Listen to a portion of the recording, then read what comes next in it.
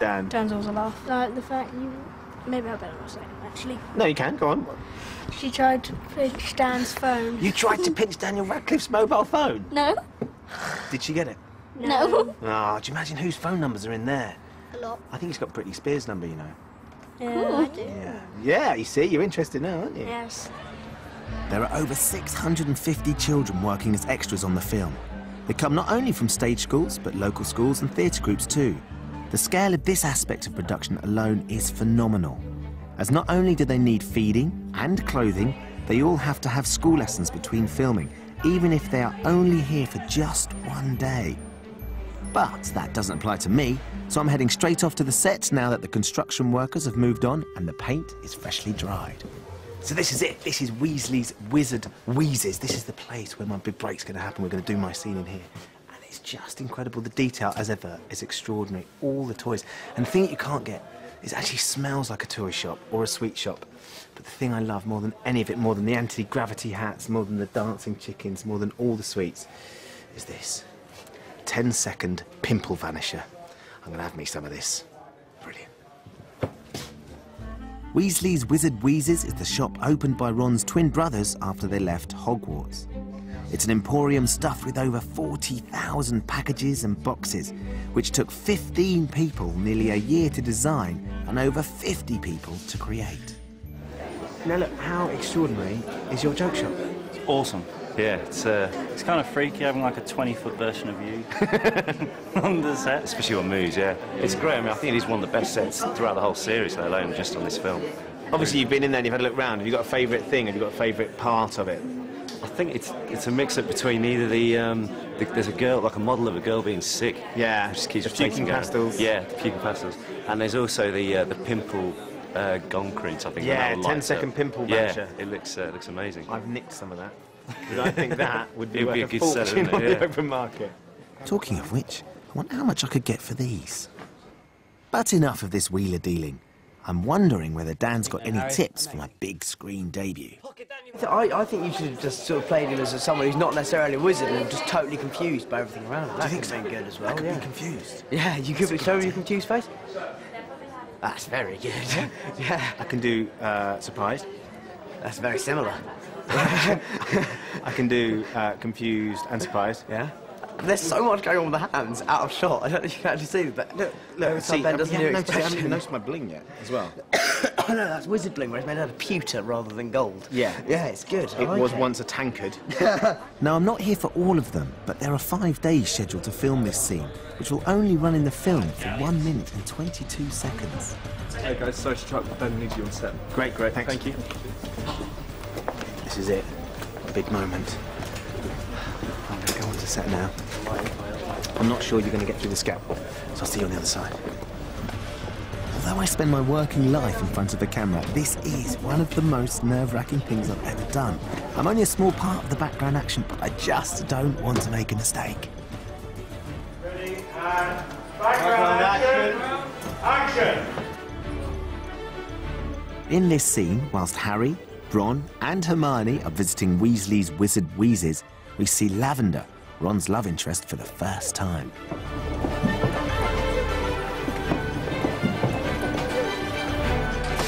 Into the cauldron, handsome!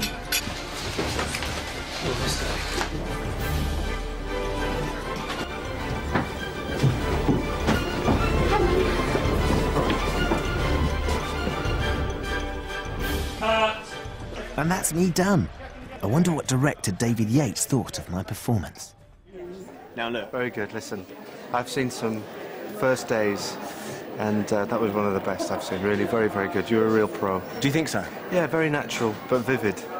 Which is an important part of it, Completely, yeah. You sort of blended into the background, but then you kind of made that character your own. So it was good. It was really natural, actually. It was perfect. For those 5 seconds, I kind of owned For those 5 seconds. owned it. Do you think that was that 5 seconds of Harry Potter?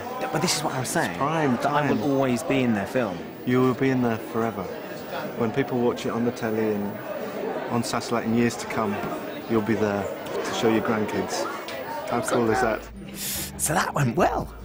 Was Ben any good to me? He was, It's not actually going to be used, though, is it? His stuff. He did, yeah, all right, yeah. think so. After the performance given here today, he's been banned from all forms of media. It's a good job we were in a joke shop, really. It's lovely to meet him. It was all right, yeah. I mean, nothing special, really. Just don't think he's really cut out for the whole extra thing. Definitely stick to presenting, yeah. Thanks a lot, guys. I'm sure they're joking. You can make up your own mind after the break when we'll see the finished result. Plus, we'll be getting back to more serious matters as we discover how the dark forces are threatening life as we know it in the wizarding world.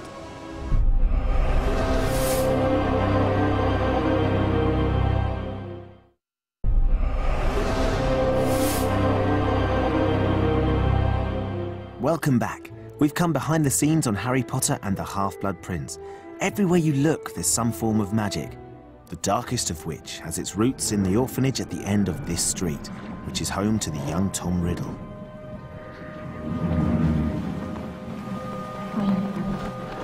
I must admit to some confusion upon receiving your letter, Mr. Dumbledore. In all the years Tom's been here, he's never once had a family visitor. There have been incidents with the other children, nasty things. Tom, you have a visitor. Tom Riddle grows up to become the most evil wizard of all time, Lord Voldemort. Yet his first encounter with Dumbledore only hinted at the darkness that lay within. There's this little boy in a sort of nursing home or a boys' home, and I go and talk to him. He seems to be odd, and he's played by Ralph Fiennes' nephew. So the actual Voldemort? So the actual Voldemort, the young man who's played by his nephew. I think it's brilliant. When you're casting for kids, you turn every stone, you look in every direction. And Hero had done a little bit of acting before, and I was aware of him, so I thought he was an interesting kid and got him in to have a go. You're the doctor, aren't you? No. I'm a professor. I think that why these films have been so successfully cast is because they're always cast for the right quality and for no other reasons. Hero is a great kid and a really good actor, and he was the right kid to play the part. The fact that his uncle is Ralph Fiennes is neither here nor there. He got the part for him, Hero, completely on his own merit. She wants me looked at. I think I'm different. Well, perhaps they're right. I'm not mad.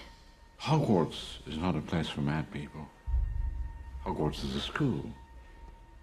School of magic. It was the day job of Dave Legino that made him an intriguing choice when casting Greyback, one of Voldemort's henchmen. It was really interesting with Dave because when I met him, I did think you're just a lovely, gentle bloke. But then when I talked to him about his life and his other career, I suddenly thought, maybe you're not quite as gentle as I think you are. Just explain what you do day to day, what your everyday job is. Well, I'm a cage fighter, a professional cage fighter for the past 2 years.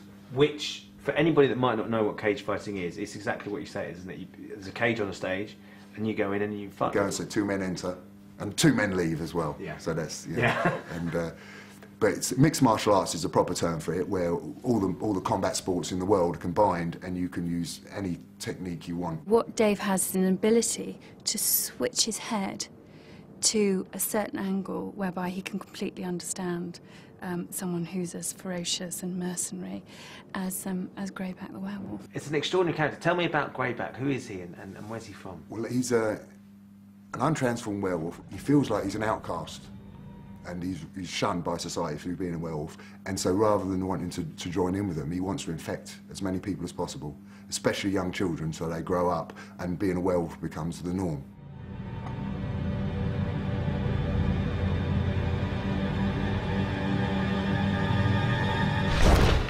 He's a world champion kickboxer. That's right, cage fighter, yes. So I sort of... In real life? I've met him. He seems quite an amiable man, but I didn't go too near him. Close. He looks terrifying. He looks like a shark, that sort of dead-eyed. Piercing. And so I stayed well away from him. He's a big, tough guy. I could have him, you struggle. Yeah. But I've almost no idea what the guy actually looks like. Seriously? I've only seen him once. It doesn't matter how close you get to Dave, you can't tell what's real and what's not. Even though I've met him in the flesh and he's a lovely guy and a very handsome chap and all the rest of it, I cannot look him in the eye when he's fully robed up. Really? No, it's terrifying. But off-screen, these two have actually found something in common. Well, I've become friends with Tom. I tell people I've got this, little blonde in my trailer, but it's actually Tom Felton. And we sit there, we both play guitar on the night shoot. So there's